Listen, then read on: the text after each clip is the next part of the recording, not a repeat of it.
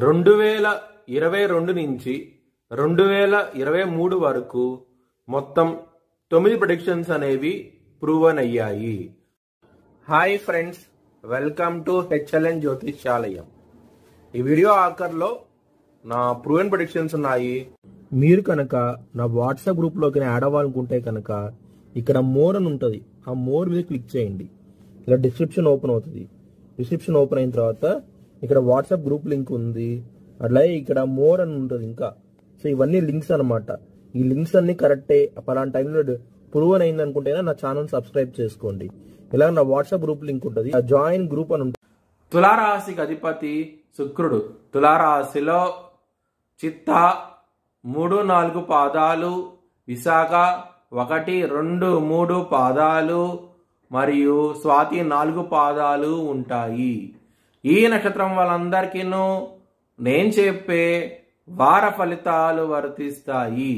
ఈ వారంలో లగ్నాధిపతి అయిన శుక్రుడు కర్కాటక రాశిలో ఉండబోతున్నారు, అంటే దశమ స్థానంలో ఉండబోతున్నారు. మీకు వృత్తిపరంగా మాత్రం మంచి డెవలప్మెంట్స్ అంటూ ఉంటాయి.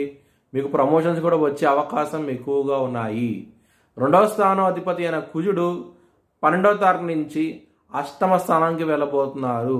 అష్టమంలో కుజుడు మరియు గురువు ఉన్నారు కాబట్టి జాగ్రత్త అంటూ ఎక్కువ తీసుకోండి. హెల్త్ పరంగాను, కోర్టు కేసుల పరంగాను ఇబ్బంది పడే అవకాశం ఎక్కువగా ఉన్నది. ఇంకా ఇబ్బందికరంగా ఉంది అనుకుంటే కనుక మీరు దక్షిణామూర్తి స్తోత్రపారణం చేయండి మరియు కాలభైరవాష్టకాన్ని కూడా చదువుకోండి. మీకు మంచి డెవలప్మెంట్స్ అంటూ ఉంటాయి. విదేశాలకు వెళ్ళాలనుకున్న వారికి ఈ వారం అనేది చాలా అనుకూలంగా ఉండబోతోంది. జాబ్ చేంజ్ అవ్వాలనుకుంటే కూడా చాలా మంచి అవకాశాలు ఎక్కువగా ఉన్నాయి ఈ వారంలో. ఇక్కడ లాభస్థానం అధిపతి అయిన సూర్యుడు 9వ స్థానంలో ఉన్నారు కాబట్టి మీకు తండ్రి వైపు నుంచి ఏమైనా ఆస్తి రావాలని ఉంటే కనుక ఖచ్చితంగా వచ్చే అవకాశాలు ఎక్కువగా ఉన్నాయి. మరియు మీ కెరియర్ పరంగా కూడాను డెవలప్మెంట్స్ అనేవి చాలా బాగుంటాయి ఈ వారం అనేది.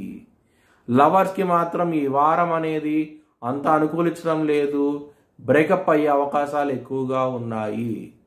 7వ స్థానాధిపతి అయిన కుజుడు 8వ స్థానంలో ఉన్నారు కాబట్టి మ్యారేజ్ పరంగా ఘర్షణ వాతావరణం అంటూ ఉండబోతోంది ఈ వారాంతంలో.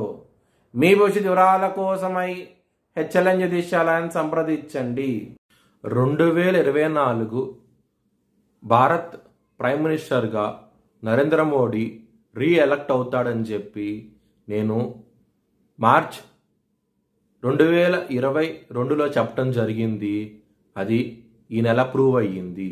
Thanks for watching video. Please like, share and subscribe my